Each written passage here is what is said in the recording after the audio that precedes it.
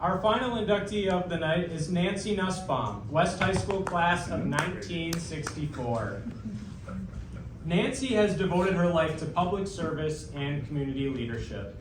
After living abroad in Northern Ireland and working on interfaith reconciliation efforts, Nancy returned to De Pere, where she became deeply involved in local organizations and initiatives. She made history as the first woman elected mayor of De Pere in 1987 and the first woman Brown County executive in 1995.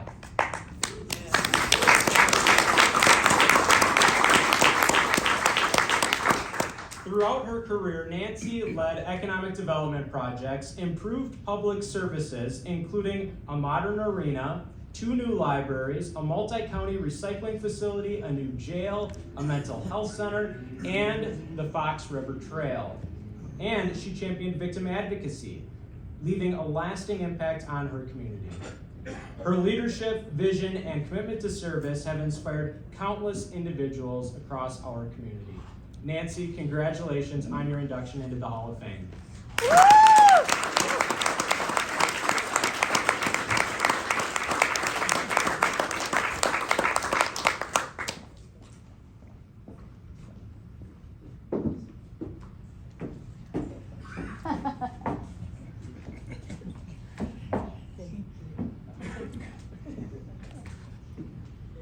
Well, I've heard this other times, other places, and maybe it starts to get to be a cliche after a while.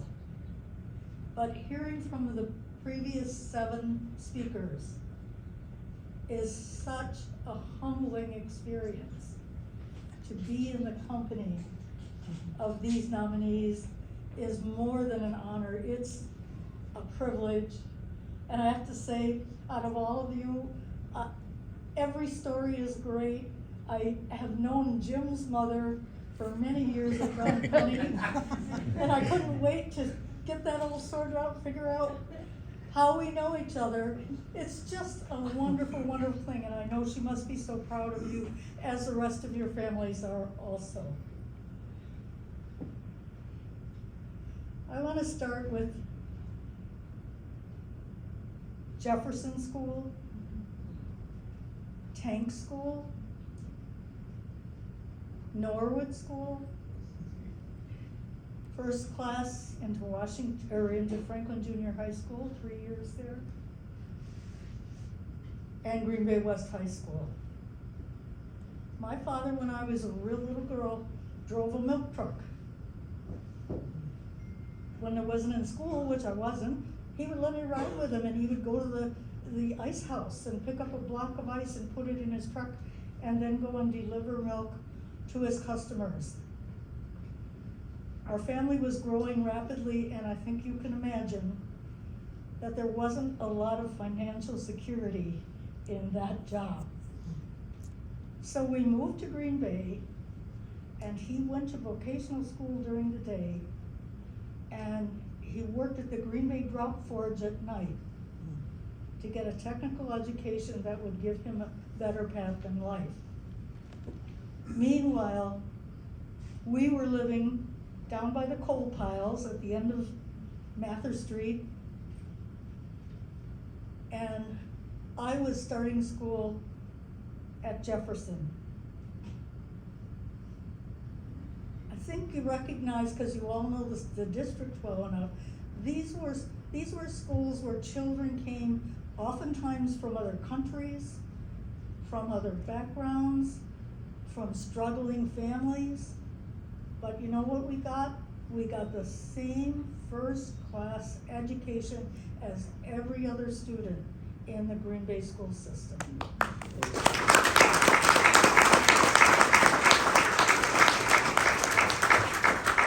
It's truly amazing when you think about it. And I said today when I was touring West High School and loving every minute of it, it's the thing I cherished most about Green Bay schools was that it didn't matter which neighborhood you came from. It didn't matter, and doesn't matter today, which building you go to school in. Every student is really considered above all for one thing, opportunity. Opportunity to live their best lives. And that, being in this company with these individuals, and by the way, I've heard a lot of Curly Lambeau jokes tonight, but I gotta tell you, never in my life did I dream my name would be mentioned in the same breath as Curly Lambeau. And I don't think it will be ever again, so I'm not sure I say that. There's so many people that I'd like to thank, and I thought back over all the teachers and going through the school today. I think about the ones who had the most influence on me, and I think about Miss Kohler, who taught me in my AP English class, and who I remained friends with through the years after she went down to Appleton and started teaching down there, and I went on to college. And I still saw her. She's not with us anymore. But there were lots of people like her. She is totally responsible for the fact that I became an English major and an English educator. But there are lots of people like that in my life. When I was touring West High School today, I was pointing out significant spots in the school where things had happened. And Oh boy. I pointed down the hall to one door, and you see that third door down there? That's a room I was sitting in when the loudspeaker came on and the principal announced that John F. Kennedy had just been shot. These are the moments that school became really important, really important. And nothing is changing about any of that. And I have to say, I honestly just think of my background, think where I came from, and think of the opportunities that opened to me because of the education that I have had. And it's wonderful to be considered with this great group of distinguished people. I want to thank my son and son-in-law who came all the way from Massachusetts to be with us tonight. Bill and Mary Jo Dean. Mary Jo was involved in education in Green Bay schools for a lot of years. And most of all, my husband John, who I'll let you in on one little secret that a lot of people don't know, but it should be known. He was a mayor before I was a mayor.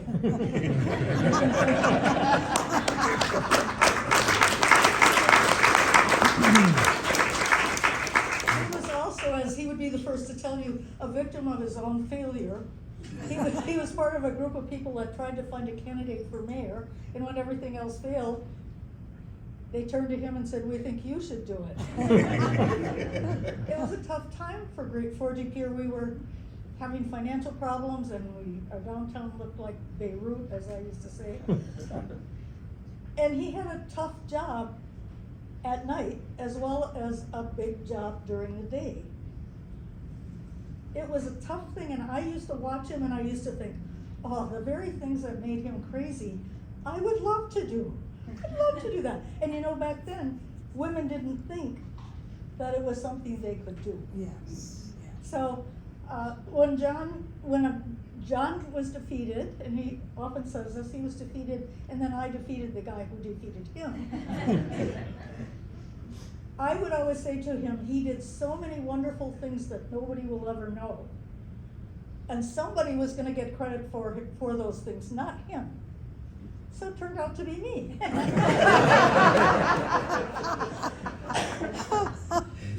I want to share one anecdote with you.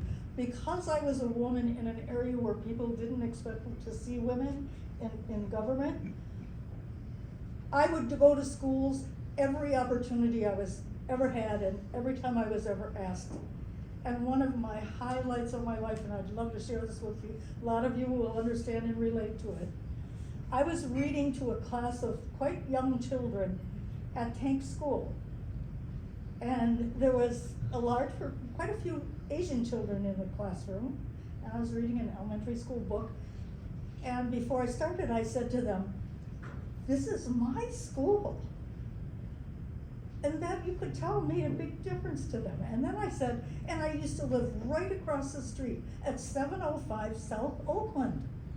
And the kids in the back started chattering away amongst themselves. And I said, "Do you know where that is?" They said, kept talking. I said, "Is that your house?" And they said, yes, it is, it is.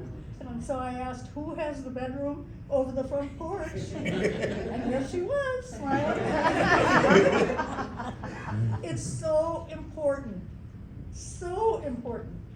for kids who have the hardest times and the biggest obstacles to see examples of what possibility is there for them and what's been put in our way by the Green Bay schools.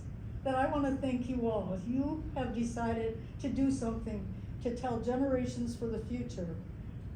This is what can happen for you. So I'm so grateful. I thank you so much for putting me in this esteemed company, and I thank you very much for this award.